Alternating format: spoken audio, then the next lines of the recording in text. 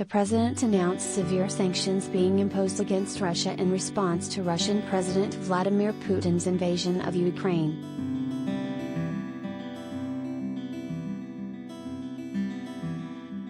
President Joe Biden delivered an aggressive speech denouncing Russian President Vladimir Putin's attack on Ukraine from the White House on Thursday, February 24. Biden announced further economic sanctions being placed on the Russian government on imports and the country's elites in order to place a massive cost on the Russian economy and to further the impact on the country.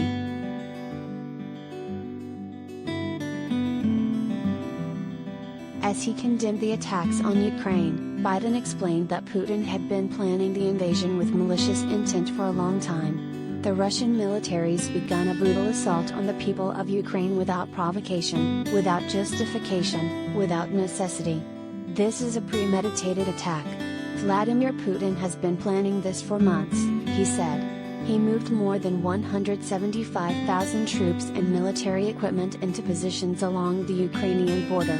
He moved blood supplies into position and built up field hospitals, which tells you all you need to know about his intentions all along.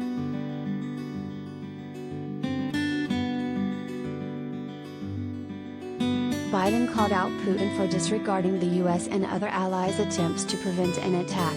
He rejected every good faith effort the United States and our allies and partners made to address our mutual security concerns through dialogue to avoid needless conflict and avert human suffering, he said.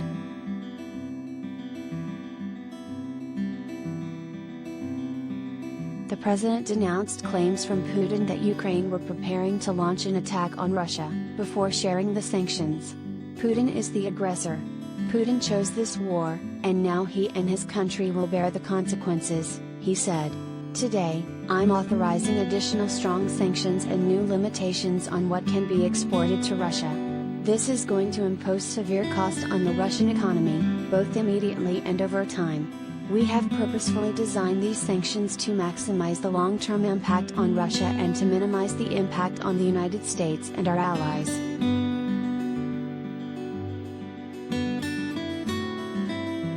Related gallery.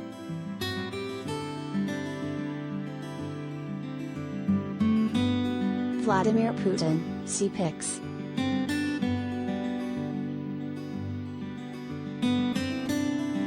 After going through the ins and outs of how the new sanctions will affect Russia's economy and development, including that major Russian banks would be frozen in the United States, Biden announced that NATO allies will meet to figure out the next steps to strengthen the organization's alliance and said where he authorized troops to be deployed. Our forces are not and will not be involved in the conflict with Russia in Ukraine. Our forces are not going to Europe to fight in Ukraine, but to defend our NATO allies and reassure those allies in the East, he said. This aggression cannot go unanswered. If it did, the consequences for America would be much worse. America stands up to bullies. We stand up for freedom. This is who we are.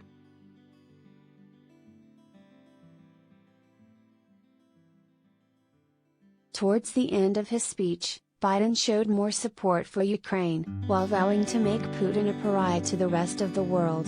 The Ukrainian people have known 30 years of independence, and they've repeatedly shown that they will not tolerate anyone who tries to take their country backwards, he said. Now, the entire world sees clearly what Putin and his Kremlin allies are really all about. This was never about a genuine security concern on their part. It was always about naked aggression, about Putin's desire for empire by any means necessary.